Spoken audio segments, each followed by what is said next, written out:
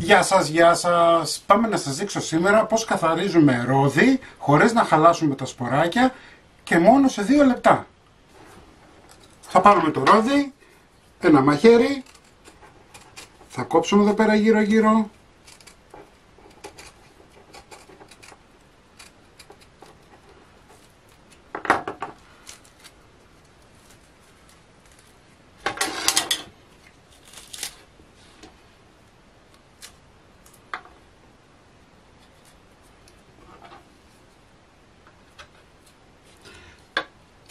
Λοιπόν, εδώ βλέπετε έχει κάτι άσπρα. Θα πάμε στα άσπρα λοιπόν και θα το προχωρήσουμε μέχρι κάτω. Το ίδιο θα κάνουμε και εδώ. Το ίδιο και εδώ. Το ίδιο και εδώ.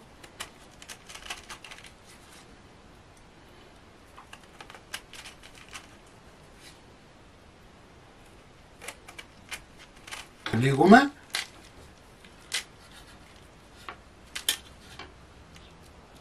Εντάξει. Θα βγάλουμε αυτό εδώ. Θα γυρίσουμε ανάποδα. Θα πάρετε ένα ξύλο και θα αρχίσετε να χτυπάτε. Κοιτάξτε πως φεύγουνε.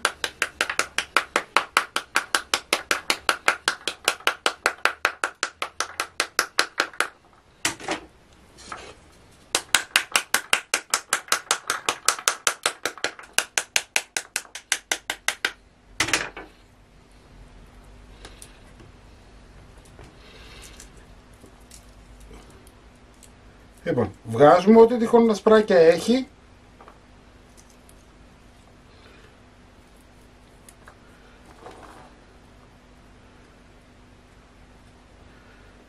και μην ξεχνάτε φίλες και φίλοι να κάνετε εγγραφούλα στο κανάλι μας, κοινοποιήσεις στα βίντεο μας, οτιδήποτε χρειάζεται μπορείτε να έρθετε στην ομάδα μας Μαγειρικές Απολαύσεις στο Facebook και εμείς θα τα πούμε με ένα επόμενο βίντεο. Γεια και χαρά σας!